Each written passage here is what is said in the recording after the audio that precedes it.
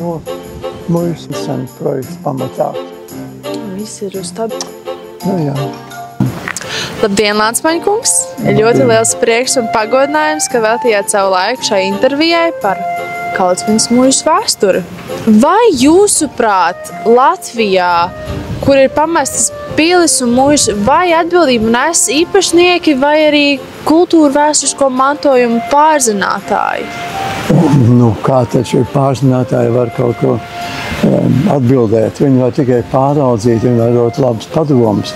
Beigās mēs dzīvojam kapitālismā, un kur ir privāta īpašums, un katrs atbild par savu privātu personu. Ja daudzos gadījumos arī tās ir pašvaldības, kam ir jārūpējās. Un šie te pieminekļu inspekcijas līmeni cilvēki var tikai palīdzēt, jā, atbalstīt, bet ar padomu un nevis ar naudu. Jā, bet kā varam redzēt, pašas mužas arhitektūra mazliet ir saglabājusies. Kādu stāstu Kalcviņas mužas arhitektūra stāstu? Arhitektūra ir saglabājusies pietiekoši, kaut arī drupās. Un no arhitektūras viedokļa interesanti tajā ziņā, ka šī ēka ir tapusi, šī centrālā daļa, ap 1780. gadu, kad grāfs Pēters von der Pālens, piedošana tajā brīdī, viņš nav vēl grāfs, bet Krievu armijas ģenerāls izlēma celt šeit villu. Būtībā tā vidējā daļa, samērā neliela, ir domāta kā tāda vasarnīca drīzāk, jo viņš tajā brīdī ir dienestā Krievijā, un par šo tālo Kurzemes mužu tik ļoti maz nerūpējās. Bet no arhitektoniskā viedokļa tas ir savu veidu avangards, jo ap 1780. gadu Kurzemes mužniecība vēl dzīvo samērā primitīvā vidē. Ambīcijas ir ļoti nelielas, bet tajā pašā laikā Kurzemē pastāv jau Rundāls pils tāpat blakām, ir Jelgavas pils, un Kurzemes mužnieki beidzot aptver, ka tas viss, kurā viņi dzīvo, šis ēkas ir nožēlojams, vecmodīgs, un viņiem parādās arī vēlēšanās kaut ko celt modernāku. Un šī ēka ir viena no pirmajām, tādā pārējais laikā no baroka uz klasicismu, kur jau parādās 4 kolonu portiks. Un tieši 4 kolonas ir tās, kas iezīmē klasicismu, tātad antīkās arhitektūras atzimšanas ienākšanu arī šeit Kurzemē. Tā kā māja tam laikam ir supermoderna. Un gribu atgādināt, ka 1800. gads, ko dažkārt min literatūrā, nav precīzs. Viņš var saistīt tikai ar dažiem vēlākiem pārveidojumiem, piemēram, pusloks frontonā, kas nebija sākotnēji šādā izskatā. Un vēl arī, ja mēs runājam par arhitektūru, kas šeit ir izmainījies laikā starp 1909. un 12. gadu, šeit arhitekts Reinīrs pārbūvēja šo ansambli. Un šeit pastāv jau tāda neliela pusloka korpusiņa pēc viens stāvu saimnieciskām vajadzībām. Un arhitekts Reinīrs visu to apvieno ar centrālo korpusu un uzbūvē vēl otro stāvu. Jo pēdējais pils īpašnieks grāfs Pauls von der Pālens ir aktīvs darbonis Kurzemes bruņniecībā, un viņam šeit daudz viesu ir, un šie te sānu korpus ideāli kalpo kā viesnīca. Tur jau ir koridoru sistēma ar mazām istabiņām. Bet kādreiz nebija abi spārni, kādreiz bija tikai vidustāvi? Šie spārni bija, bet viņi bija viens stāva zemi, un viņos tur dzīvoja kalpi, un viņi kalpotīja saimnieciskām vajadzībām. Bet runājot par saimnieciskām ēkām, vai Kalcviņas mužai Saulēnē arī bija citur priekš darba spēka? Nevis tikai šeit, kur mēs atrodamies, bet arī kaut kur citur. Protams, šeit blakām joprojām ir liels senais Laidars saglabājies un arī cits ēkas, jo jāatcerās vienu lietu, ja runā par mužu, muža vispirms ir liela saimniecība. Un tā nav, teiksim, mužas kaut kāda kungu māja, nav vieta, kur aristokrāti uzdzīvo. Nē, tā ir vieta, kur dzīvo liela lauka īpašuma īpašnieks, kurš no turienes pārvalda to. Un jebkurā muižas ansamblī minimums ir 30 ēkas. Tur ir klētis, staļi, kalpamājas un kalpiem savukārt pašiem ir mažas kuptiņas un stalīši. Tas viss ir obligāti nepieciešams, lai varētu funkcionēt. Un arī tagad, piemēram, šis laidars varēs tikt ideāli piesaistīts visiem tam kompleksam, ko atjauno, jo arī jebkurai mūsdienās funkcionēšana atjaunotā ēkā ir vajadzīgs arī palīgēkas, tāpat kā toreiz mūžā, tā arī tagad mūsdienās. Jā, noteikti. Un ja jums būtu iespēja tikt iekšā kādām no telpām un apgleznot tās, kura tā telpa būtu? Kas būtu uzgleznots uz sienām? Jo jūs esat ļoti slavens mākslinieks. Nu, jā, tā pilnīgi tāda fantāzija, bet es katrā ziņā tādā uzgleznot uz sienām tādas klasismu stila ainavas, tādas kāds iespējams te varēja arī būt, vai bija līdzīgās tā laika ēkās Kurzemē, jo vispār, ja mēs runājam par tādu jautājumu, ka atjauno kādu vēsturisku pieminekli, tad ļoti bieži nāk arhitekti ar to domu, ka vajag ienest kaut ko mūsdienīgu vai kaut kādu kontrastu principu. Es to vienkārši neciešu, uzskatu, ja tā ir disonance, un viss ievestie tur jaunie stikli un hromi un viss moderni elementi, viņi kliedz vienkārši un viņi traucē, viņi neļauj uztvert veco struktūru, un tāpēc es vienmēr uzskatu arī, ja tiek atjaunot kaut kādu iekštelpu dekoru, tad viņiem jābūt pielāgotiem tam, kas šeit ir vai nu bijis, vai kas varētu būt un kas atbilst stilistiski. Bet, piemēram, ja jūs teicāt, ka Pauls Vondra Pālēns izveidoja spārnus kā viesnīcās, vai nākotnē šī vieta varētu būt kā viesnīca, vai arī labāk savādāk, kaut kam citam pieskaņoties? Nu, viss atkarējās no tā, kā tagad jaunā īpašniece, ko viņi grib veidot, bet es domāju, ka labāk viesnīca nevar būt, jo bieži jāsadarās to, ka cilvēki grib taisīt viesnīcas vecās kungu mājās. Bet tur jau nav koridoru sistēma. Tur ir caurstaigājums telpas, un līdz ar to tur jāķerās pie dramatiskām pārbūvēm. Tad šeit jau gatava 2 sānu korpus, kas ir kā viesnīca. Un tā viņi varētu turpināt arī darboties. Jā, noteikti. Bet vai jums ir kāda spilgtā atmiņa vai vēsturiska epizode, kas jums ir palikusies prātā par Kautsminas muižu? Nu, Kautsminas muiža pati ir tāda mierīga lauka muiža.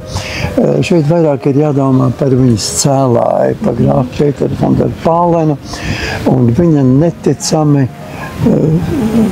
vareno kāpumu, varas un bagātības kalnā. Jo ir domāties, ka šis cilvēks, Krievijas imperatoru Pāvila I laikā, precīzāk Pāvila I laikā, bija lielā mērā Krievijas likteņa noteicējs. Pāvils I klausīja viņam ganīs vai uz vārda, un tajā pašā laikā iedomāties to, ka šis grāfs Pālēns, pirmkārt viņš kļuva par Kurzemes gubernatoru. Pēc Kurzemes pievienošanas Krievijai tā bija viena viņa karjeras sastāvdaļa. Un pēc tam Pēterburgā blakus imperatoram viņš ļoti ātri pamanīja vēl vienu lietu, ka viņa it kā labvēlis Pāvils I ir cilvēks ar novirzēm garīgām. Teiksim tā, drusku traks. Un viņš bija tas, kurš organizēja sazvērstību, kas 81. gada pavasarī novāca imperatoru. Nu, protams, grāfs Pālēns bija pārāk gudrs, lai pats piedalītos tajā bēdīgā notikumā, bet tur bija iejaukti vēl 2 cilvēki, kur saistīti ir ar šo teritoriju un Dostēk Rundāls. To brīdējais īpašnieks grāfs Valērijans Zubovs. Arī viņa brālis Platons un viņa brālis Nikolais. Nu, arī vēl citi cilvēki. Bet kas interesanti ir, ka grāfs Vondra Pālēns arī pēc šīs sazvērstības tā vietā, lai nolikt galvu uz ešafotu par tādām izdarībām, palika Pēterburgā. Un tikai 81. gadā viņš devās uz Kurzemi, jo viņam bija tā nekaunība, ja tā var teikt, lekt acīs Pāvila I atraitnēja Marijai Fjodorovnai, un tad nu viņa tā sadusmojās ka pateica savam dēlam, imperatoram Aleksandram I, ka vai nu grāfs Pālens vai es. Un tā nu Aleksandrs I grāfu Pāleni izsūtīja atpakaļ uz Kurzem. Un viņš šeit mierīgi nodzīvoja līdz savai nāvei 828. gadā, brīžiem dzīvojot šeit, bet pamatā viņš uzturējās tomēr Iecavā. Iecavā viņš uzcēla ļoti modernu pili, bet nomira viņš savā ļoti lepnajā mājā Jelgavā 828. gadā. Un apglabāts ir Piecavas baznīcas, pavisam neuzkrītošā kapličā, kur vēl parādās viņa gudrība, jo viņa testamentā viņš raksta pēc manas nāves, mani apglabāt kapličā ieraktu zemē. Tā ir, kā viņš būtu paredzējis, ka 200 gadu vēlāk nāks vandalisms un visas brīvi pieejamās kapličas būs izdemolētas, bet ne viņš. Viņš mierīgi guļ ierakst zemē tajā kapličā, kā viņš raksta, 6 spērs zemes. Viņš jau bija zinājis, Jā, bet teikt, ka viņš paredzēja to, ka nāk tāda laika mužnieki šīs kapličas, kur zārki vienkārši kapu galvē stāv, ka visi bez izņēmuma tiks izdemolēti. Bet te arī netālu ir kapavieta, pareizi sapratu. Jā, šeit šīs te līnijas, jo grāfam Pēterim bija vairāki dēli, un katrs dabūjis tad savu īpašumu, un šeit izveidojās tā Kautsmiņas līnija. Un Kautsmiņas līnijas kapavieta šeit parkā joprojām ir arī nepārāk labā stāvoklī, un šeit arī viņi viss atvisās. Jā, jūs jau atklājāt tādu dziļu noslēpumu, ko es pat nezināju, kas notika ar Krievijas impērijas vadītājiem. Bet, ja Kautsmiņas muža sienas varētu runāt, ko vēl viņas mums atklātu? Vai viņas atklātu taisnību par Pētera Fondora Pālēna sievas Luīzes likteni? Nē, it kā leģendi jāstāst visādi šausmu lietas, bet vēsturiski tas nav apstiprināts. Es piedaru pie tām leģendām, kas apvīd daudzas mužu mājas un kas vairumā gadījumu tomēr ir fantāzijas auglis. Bet es nenoliedzu, ka tas piešķir arī katrai vietai tādu zināmu šarmu, tā kā Angļu pilis, kas slavens ar saviem spokiem. Runās pilī jau arī ļoti slavena ar balto dāmu, melno dāmu. Jā. Mēs arī Rundālē, mēs lepojamies ar savām Protams. dāmām. Vai jūs kādreiz saticis kādu dāmu? Nevienu. Nevienu. Vai arī pie tiltiņa kādu? Bet tomēr kolēģi ir kaut ko redzējuši. Un katrā ziņā es varu teikt, ka es pilī dzirdējis skaņas, neizskaidrojamas skaņas.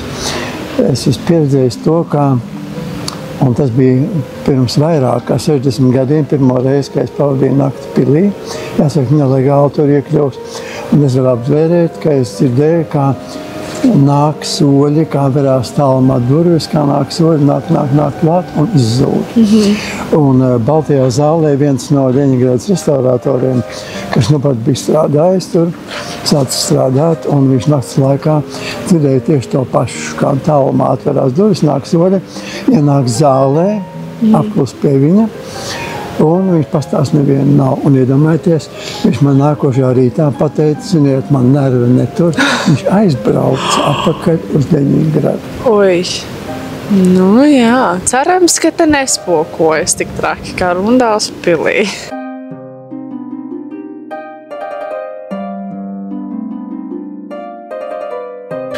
Kā jūs stāstījāt, Fondora Pālēna dzimta ļoti ietekmēja Kautsmiņas muža attīstību. Vai mēs vēl jau šobrīd varam redzēt to mūsdienās? Viņa ir palikusies lielāka. Tā ir taisnība. Jā, tur ir tā lieta, ir ēka un ir arī leģenda šī te Pālēna dzimta, viņa pienesums. Un arī, teiksim, tāda interesanta lieta, ka Elējs pils cēlājs, grāfs Žano Mēdems, kas bija kāds organizatorais brālis. Viņš bija precējies ar Pētera Fondora Pālēna meitu. Un savukārt šī te Pētera Pālēna meita ir apglabāta pie Sasavas baznīcas Mēdeņu dzimtas kapenēs, un kaut kādā mērā arī Elejas pils, tādas, diemžēl tur ir tikai drupas, augstais līmenis bija ietekmēts saistībā ar šo te viņa radniecību ar Pēteru von der Pālenu, ar viņu kopīgu uzturēšanos Pēterburgā, kur viņi abi bija blakus Pāvilam, tāpat arī viņas nots, grāfs Mēdems. Un viss tas kaut kādā starpā ir tā savijies. Un Pālena tādas arī piemiņas vieta, piemēram, ir Pālena kapliča blakus Tērvetes baznīcai. Ir Pāleniem piederējusi ir Kalna muižas kungu māja, gan tā ļoti vienkārši. Un, ko var ļoti nožēlot, tā ir Iecavas pils. Kā es teicu, tā bija galvenā Pētera von der Pālena rezidence, un kur aizgāja bojā Pirmā pasaules kara laikā. Un vēl arī tālāk Kurzemē ir vēl viena muiža, tā ir Lielauca, kas piederēja vēl vienam zaram, un kurā dzīvoja Krievijas tieslietu ministrs grāfs Konstantīns von der Pālens. Jā, tiešām. Man ir līdzi jūsu sarakstītā grāmata par Kaucmiņas muižu. Sakiet, lūdzu, kāda bija motivācija rakstīt šo grāmatu? Kas jūs tieši piesaistīja šai vietai? Vai tā bija kāda emocionālā saikne ar šo vietu? Emocionāli tikai daļēji. Man vienmēr šī māja ir liksies ļoti valdzinoši. Bet galvenais jau bija tas, ka šī grāmata bija domāta kā viena, ja no veselas rindas balkšķajām muižām. Diemžēl mēs šo sēriju tā arī nepabeidzām. Ir vēl vairāks, ir par Bēstelī, par Jompro muižu un ir par Bonsmeni, bet ne gluži visas. Un vēl kas interesanti ir, viņas izdošanu finansēja arī viens grāfs Pālens. Gan ne no Kaucmiņas līnijas, tas bija grāfs Seržs de Pālens, jo viņš ir praktiski pilnīgi no Francijas pilsonību pieņēmis.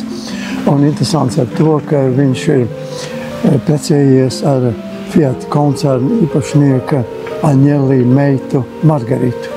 Un arī tāda interesanta epizode, ka viņš šeit bija atbraucis pirms gandrīz 30 gadiem ar savu sīvu, un viņš gribēja atpirkt šo ēku. Tajā brīdī vēl bija tīri labā stāvoklī. Un kas šo projektu pazudināja, tās bija šīs te padomu laika mājas. Viņš teica, viss ir labi, parks ir jauks, bet tās ēkas ir tik nožēlojams un miglītas, ka to ne. Un tā tas pazud, pateicoties šādam blakus faktoram. Tas būtu bijis spožs variants, un viņš tajā laikā bija ļoti bagāts. Viņš arī pārvaldīja Fiat koncernu filiāli Francijā. Naudas viņam bija diezgan, un tas viss varēja ļoti sekmīgi.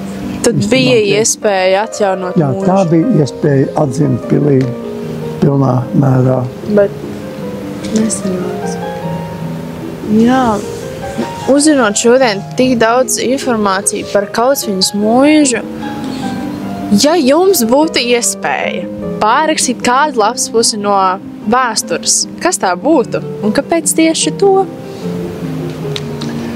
Ziniet, lapspusi nevar pārrakstīt. Es pārāk labi pazīstu vēsturi, un es sen jau atmetu šo te jēdzienu, kas būtu, ja būtu. Nav tā. Viss ir likumsakarīgs, viss saķēdēts. No katras lietas, no katras kustības, no katra zobrata pagrieziena tiek aizķerts nākošais zobrats. Jebkur cilvēka dzīves liktenis un viena kolektīva, vienas ģimenes, vienas valsts un pasaules likteņi, visi darbojās tādā likumsakarībā. Tāpēc man nav šīs fantāzijas, kas būtu, ja būtu, un kaut ko pārrakstīt. Neko. Es visu pieņemu, visu kā ir, ar kaut kādu mieru un tādu lielu fatālismu. Un arī runā par ēkām. Es jau teiksim atklāt, es šo ēku biju norakstījis. Un ir grāfam Aleksandram von der Pālenam, es tieši pēcnācējs šīs līnijas pēdējiem īpašniekam, grāfam Paulam, Es tā arī teicu, es uzskatu, šī ēka nav glābiena. Tagad, man liekas, viss ir iespējams. Viss ir iespējams. Ja viss izšķirt naudu izdarīt, var pilnīgi visu. Jā. Tā kā var būt, ka šo ēkai būs beigās paveicies un ka viņa nav dzimusi zem nelaimīgas zvaigznes. Jo ir ēkas, kurām tiešām neveicās, un ir ēkas, jā, kurām veicās. Tā kā redzēsim, šī ēka ir krustcelē. Patiešām arī jaunā īpašniece priekš Latvijas 106. dzimšanas dienas ir izlikusi sarkanās krāsas un vakaros ļoti skaisti izskatās. Patiešām iesaku. Jā, tas ir jauki. Un galvenais jau, kas ir ļoti svarīgi, ka šī īpašniece ir cilvēks, kas apzinās, ko dara no tehniskās puses, jo es sadūries ar muižu īpašniekiem vai drīzāk īpašniecēm, kuras ar milzošām acīm man stāsta kaut kāds projekts, kas ir tīrās sapņu pilis un nereāls. Un viņš nezinu, ko tas nozīmē, nezinu, ko tas maksā, nezinu šo te tehnisko pusi, bet šī īpašniece to zina ļoti, ļoti labi. Un ja viņi uzskata to par iespējamu, brīnišķīgi vēlu veiksmu, un es būšu vienkārši laimīgs, ja šī ēka atzims. Un viņai ir tādas perspektīvas. Iedomāties viņa kopā ar Bauskas pili, Mežotnes pili, Rundāls pili, kad tas viss iekļaujās šajā maršrutā. Turismu maršrutā viņi vienkārši var būt brīnišķīgs partneris šajā kompānijā. Jā. Un es sapratu, ka arī Kautviņas mužai bija priekšējās durvis saglabājušās, kas atrodas Rundāls pilī pareizi, ja? Jā, tās ir rokoko stila durvis. Es jau teicu par to, ka tas ir pārējais piemērs no barokos klasismu. Jā, šīs durvis ir saglabājušās, un es pilnīgi pielaižu, ka arī tagadējā muzeja direktore Laura Lūsa būs gatava. Ja šeit viss notiks ideālā veidā, šīs durvis atdot savā vietā, savās mājās. Būtu kā viens tāds autentisks gabals no visas kādreizējā izskata. Jā, patiešām. Es ceru, jūs arī redzēt šo sestdienu, 23. novembrī, jo jaunā saimniece ļoti daudz pasākums taisa šeit Kautviņas mužā un būs stāstnieku vakars. Tāpēc es ceru, jūs redzēt šo sestdienu. Paldies, ceru, ka izdosies. Jā, labi, paldies par šo interviju, Landsmaņkungs, bija prieks. Paldies!